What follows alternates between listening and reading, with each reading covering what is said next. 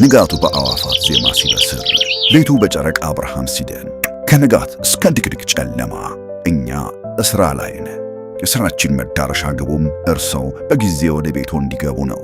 የፋሲካን በዓል ምክንያት በማድረግ በመኖሪያ ቤቶቻችን ላይ ታላቅ የበዓል ቅናሽ አድርገን እየጠበቅነዎት ነው። የመሸጫ ዋጋችንም ከዋጋ ግሽበትና ከዶላር ጭማሪ ጋር አብሮ የማይጨምር ቋሚ የሆነ ቁርጥ ዋጋ በመሆኑ በጊዜ ወስኑ። መኖሪያ ቤቶቻችንም ለኑሮ ምቹ በሆኑና ደህንነታቸው በተጠበቀ ሳር ቤት ቫቲካን ኤምባሲ አጠገብ እንዲሁም በቦሌ ቡልቡላ 93 ማዞሪያ የሚገኙ ናቸው። ሁሉም በየፊናቸው ስኬታማ ውሎ ይውላሉ። ጀንቦሮ ቤታቸው የቤተሰቦቻቸውን ቤት ነው። መልካም የትንሣኤ በዓል። ጀንቦሮ ሪል ስቴት።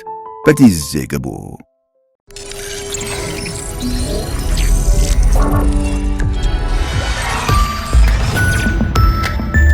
ጤና ይስጥልኝ።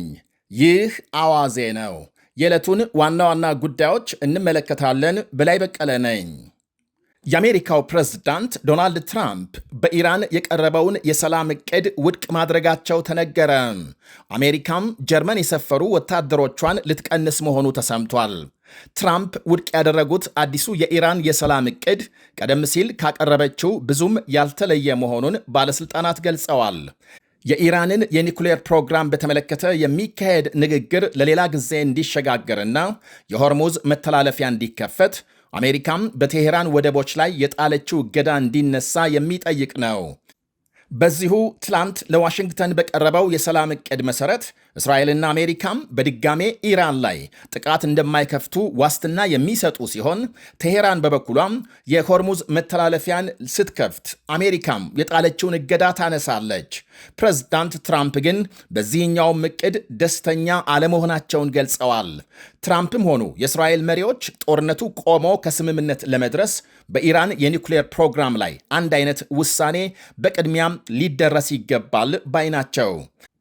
አንድ የእስራኤል ባለሥልጣን ኢራን ያበለጸገችውን ዩራኒየም እንዲወገድ ካልፈቀደች ወይም አሳልፋ ካልሰጠች ሀገራቸው አዲስ ወታደራዊ ዘመቻም እንደምትጀምር ትላንት መግለጻቸው ይታወሳል። ኢራን በአሁኑ ወቅት ያበለጸገችው 400 ኪሎ ግራም ዩራኒየም 11 ገደማ የኒውክሌር ቦምብ መስራት እንደሚያስችል ባለሥልጣኑ ገልጸዋል። እናም ቴሄራን የኒውክሌር ፕሮግራሟን ለማቆም ካልተስማማች ጦርነት ሊቆም አይችልም ብለዋል። የአሜሪካው መሪ ምላሽም ይኸው ነው። ኢራኖች ልስማማ የማልችልባቸውን ጥያቄዎች እያቀረቡ ነው በማለት ገልጸዋል። ሁለት አማራጮች ከፊታችን ተቀምጠዋል። የኢራን ባለሥልጣናት የተሰጣቸውን አማራጭ በመጠቀም ከስምምነት መድረስ፣ አለዚያ ወደ ጦርነት ተመልሰን የሚሆነውን ማየት ነው ብለዋል። ኢራንን በቦምብ መደብደብ አንፈልግም፣ ወደማንፈልገው እርምጃ እንድንገባ የሚያደርጉን የኒውክሌር ግንባታቸው ነው ሲሉም አክለዋል። ትራምፕ አዲሱን የኢራን ዕቅድ ውድቅ ማድረጋቸውን ተከትሎ የኢራን ጦር ቃል አቀባይ ከአሜሪካ ጋር ጦርነት ሊያገረሽ እንደሚችል ግምት መያዙን ገልጧል። ታዛቢዎች በበኩላቸው ኢራንና አሜሪካ በገጠሙት ውዝግብ የሆርሙዝ መተላለፊያ በመዘጋቱ ሳቢያ ቀሪው ዓለም ከባድ ዋጋ እየከፈለ ነው ይላሉ። ስምምነት ባለመደረሱ የሆርሙዝ መተላለፊያ ተዘግቶ ይገኛል። በዚህም መላው ዓለም መርጦ ባላመጣው ጦርነት ትልቅ ስቃይ እያሳለፈ መሆኑን ገልጸዋል። ሁለቱ ወገኖች ባዶ ግጭታቸውን ሲቀጥሉ የዓለም የዕቃ ዋጋ ንረት ሸማቹን ጨምቆ እያሰጣው ነው ብለዋል። አክለው ትራምፕ በሌላ በኩል ጀርመን ከሚገኘው የአሜሪካ ጦር 5000 ወታደሮች ለመቀነስ ማቀዳቸው በአውሮፓ ሌላ ትኩሳት ፈጥሯል። የአሜሪካ መከላከያ ሚኒስቴር 5000 ወታደሮች ከጀርመን እንደሚያስወጣ ማስታወቁ ሩሲያን ሲያስፈነጥዝ የጀርመን ባለሥልጣናትን ማስከፋቱ ይነገራል።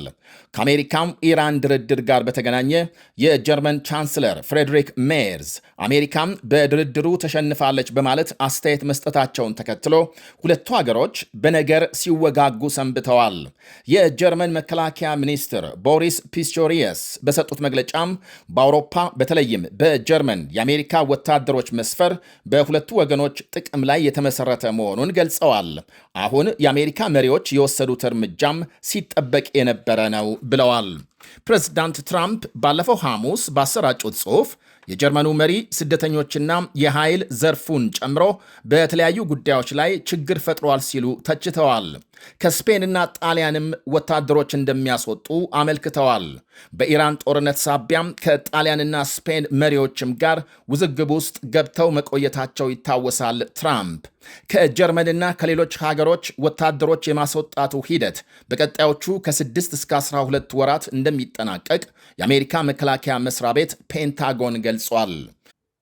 ጀርመን ውስጥ ከ36,000 በላይ የአሜሪካ ወታደሮች ሲኖሩ በዚህም በአውሮፓም ከፍተኛ ቁጥር ያለው የአሜሪካ ሰራዊት በመያዝ ቀዳሚ ሀገር ናት ጀርመን። በ2022 ሩሲያ በዩክሬን ወረራ መፈጸሟን ተከትሎ የወቅቱ የአሜሪካ ፕሬዝዳንት ጆ ባይደን ተጨማሪ 7,000 ወታደሮች ጀርመን እንዲሰፍሩ ማድረጋቸው ይነገራል። በቀዝቃዛው ጦርነት ጊዜ አሜሪካም 250,000 ሰራዊት በያኔው ምዕራብ ጀርመን አስፍራ እንደነበር ሲወሳ፣ እንደ ፈረንጆቹ አቆጣጠር በ1990 የቀዝቃዛው ጦርነት ሲያከትም ቁጥሩ ወደ 200,000 ዝቅ እንዲል ሲደረግ ከዚያም በኋላም ቀስ በቀስ ቀንሶ አሁን 36,000 ደርሷል። በጣሊያን 12,000፣ በብሪታንያም 10,000፣ በስፔን 4,000 የአሜሪካ ወታደሮች እንደሚገኙ ሲነገር በቀዝቃዛው ጦርነት ወሳኝ ሚና ከመጫወታቸው ባሻገር አሁንም በመካከለኛው ምስራቅ ቀውስ የጀርባ አጥንት በመሆን ተሳትፎ አድርገዋል። በአውሮፓና አፍሪካም የአሜሪካ ወታደራዊ እዝ ዋና ጣቢያዎች ጀርመን ስቱትጋርት እንደሚገኙ ይነገራል። በመላው ዓለም ደረጃም ጃፓን 54,000 የአሜሪካ ወታደሮችን በማስተናገድ ቀዳሚ ስትሆን ደቡብ ኮሪያም 23,000 ወታደሮች ሰፍረዋል። በአጠቃላይ የአሜሪካ ወታደሮች ያልሰፈሩባቸው ሀገሮች ካሉ 25 ብቻ ሲሆኑ በ170 ሀገሮች 200,000 በላይ የአሜሪካ ወታደሮች ግዙፍ ጦር ሰፈሮች መስርተው ይንቀሳቀሳሉ። ዋነኛ ዓላማቸውም የዓለምን የኃይል ሚዛን መቆጣጠር፣ የአሜሪካንን ብሔራዊ ጥቅሞች ማስከበር፣ የአጋር ሀገሮች ደህንነትና ሉዓላዊነት አስተማማኝ ሆኖ እንዲቀጥል ማስቻል ነው።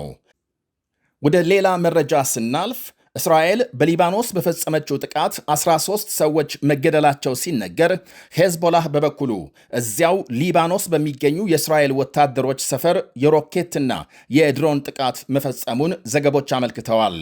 እስራኤል በፈጸመችው ተከታታይ ድብደባ 13 ሰዎች መገደላቸውን የሊባኖስ ጤና ሚኒስቴር ሲያስታውቅ፣ በሄዝቦላህ ጥቃት ስለደረሰ ጉዳት እስካሁን የተባለ የለም። ሄዝቦላህ ከትላንት በስቲያ ሐሙስ ባደረሰው ጥቃት አንድ የእስራኤል ወታደር መገደሉንና 12 የሚደርሱ መቁሰላቸውን የእስራኤል ጦር ማረጋገጡ ይታወሳል።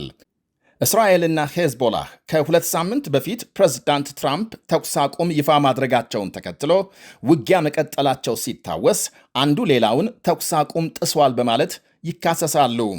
ሄዝቦላህ የሊባኖስ መንግሥት በአሜሪካ አሸማጋይነት ከእስራኤል ጋር ያካሄደውን የሰላም ንግግር ውድቅ ማድረጉ ይታወቃል።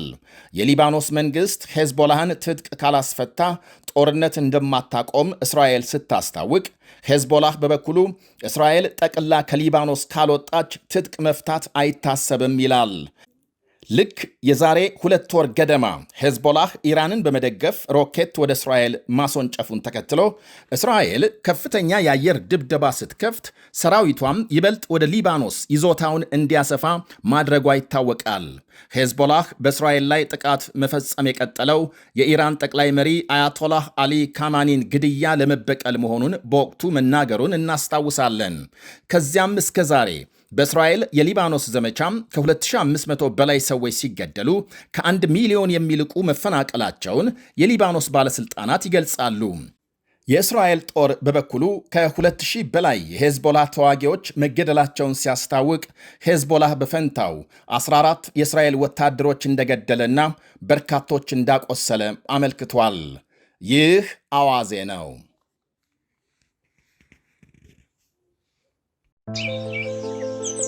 ንጋቱ በአዕዋፋት ዜማ ሲበስር፣ ሌቱ በጨረቃ ብርሃን ሲደምቅ፣ ከንጋት እስከ ድቅድቅ ጨለማ እኛ እስራ ላይ ነን።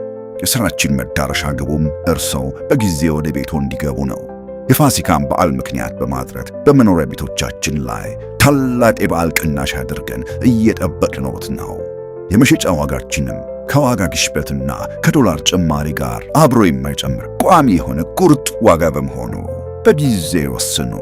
መኖሪያ ቤቶቻችንም ለኑሮ ምቹ በሆኑና ደህንነታቸው በተጠበቀ ሳር ቤት ቫቲካን ኤምባሲ አጠገብ እንዲሁም በቦሌ ቡልቡላ 93 ማዞሪያ የሚገኙ ናቸው።